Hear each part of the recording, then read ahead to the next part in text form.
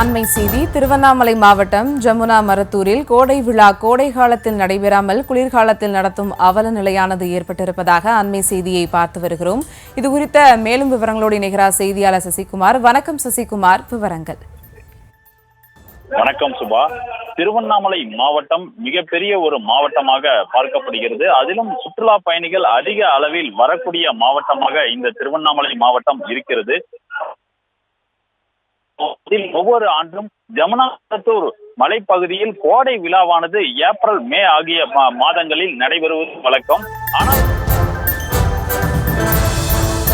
திருவண்ணாமலை மாவட்டம் ஜமுனா மரத்தூரில் கோடை விழா கோடை காலத்தில் நடைபெறாமல் குளிர்காலத்தில் நடத்தும் அவல நிலையானது ஏற்பட்டிருப்பதாக அண்மை செய்தியை பார்த்து வருகிறோம்.